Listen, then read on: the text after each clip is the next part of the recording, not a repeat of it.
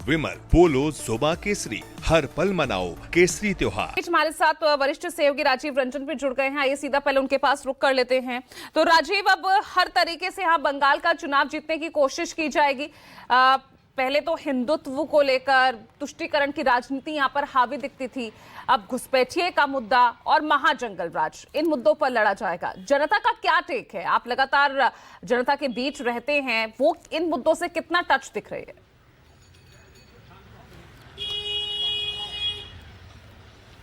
देखिए, बीजेपी को 2024 में जो झटका लोकसभा का लगा था पूजा, उस झटके के बाद उसने ज़बरदस्त वापसी की है।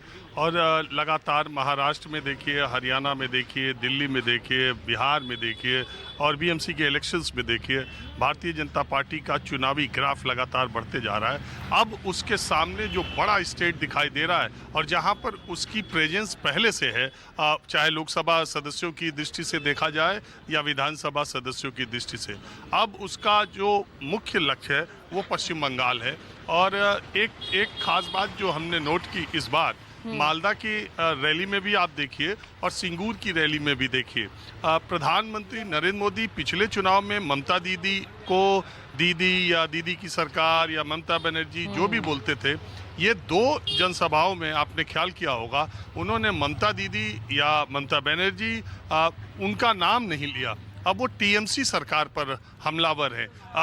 इसकी वजह बहुत सारे लोग मानते हैं कि ममता बनर्जी का जो महिलाओं में या बंगाल प्राइड से जोड़ करके जो अपने को पेश करती है, प्रधानमंत्री या भारतीय जनता पार्टी की पूरी जो रणनीति है वो ये है कि ममता बनर्जी पर डायरेक्ट व्यक्तिगत रूप से हमला करने के बजाय जो टीएमसी का पूरा स्ट्रक्चर, जिससे कि आम लोगों के बीच में ये मैसेज जाए कि टीएमसी का छोटे से लेकर बड़े कार्यकर्ता तक आम लोगों को परेशान करता है, या उसका दबदबा है, या उसका जो भी आप कह लीजिए, तो टीएमसी कार्यकर्ता, टीएमसी सरकार, प्रधानमंत्री इस बार ज़्यादा जोर इस बात पर दे रहे हैं। 15 साल के शासन में रहने के बाद एक एंटी इनकम्बेंसी होती है और स्वाभाविक तौर पर होती है, लेकिन बात यही है कि यहाँ पर इलेक्शन पूरे तौर पर आज 19 तारीख है, एक महीने के बाद, पिछली बार 26-27 फरवरी को जहाँ तक मुझे याद आ रहा है पश्चिम बंगाल का इलेक्शन अनाउंस हुआ था पूजा, इस बार भी उसी के आसपास अनाउंस होने की बात है।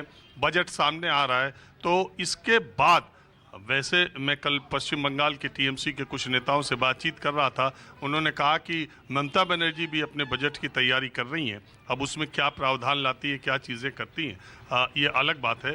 तो टीएमसी शासन और टीएमसी के कार्यकर्ताओं का जो रवैया है उसको ज़्यादा हाईलाइट किया जा रहा है, और सोशल इश्यूज़, खासकर महिलाओं की सुरक्षा को लेकर, नौजवानों की बात, रोज़गार की बात, महाजंगल राज जिस संदर्भ में कहा गया है, जिस तरह की कार्डर पॉलिटिक्स बंगाल में होती है, और जैसे आमतौर पर आप देखें बंगाल में आपको कॉमन मैन जो है वो आम प्रदेशों में आप जाएंगे, आप उससे पूछेंगे कि आप किस पार्टी से जुड़े हैं, तो कहेगा हम किसी पार्टी से नहीं है, और ऐसा बोलने वाले लोगों की संख्या मेजॉरिटी में होती है। बंगाल में ऐसा बोलने वालों की संख्या माइनॉरिटी में होती है। आम आदमी, जो बिल्कुल आम आदमी है, वो भी किसी न किसी पार्टी को कहेगा मैं टीएमसी करता हूँ, मैं बीजेपी करता हूँ, मैं सीपीएम करता हूँ, मैं कांग्रेस करता हूँ। हुआ ये है कि ममता बनर्जी के विरोधी वोट वो बीजेपी की तरफ कंसोलिडेट होते चले जा रहे हैं, चाहे वो पहले वामपंथी थे या पहले कांग्रेस थे, वो सारे लोग चूंकि उनको ममता बनर्जी की सरकार से के खिलाफ हैं, तो वो एक ही जगह उनके लिए अभी मंच बीजेपी का ही मिला हुआ है। लेकिन उसके बावजूद भी बाइपोलर पॉलिटिक्स में लड़ाई के बारे में बहुत पहले तो नहीं कहा जा सकता, लेकिन बीजेपी और टीएमसी के अलावा अभी कोई दिखाई जमीन पर नहीं दे रहा है, और ये संघर्ष आने वाले दिनों में और तेज होगा पूजा। ठीक है, तो यहाँ पर संघर्ष जो है और तेज होता जाएगा और चुनाव और दिलचस्प मोड़ पर यहाँ पहुंचता नजर आएगा।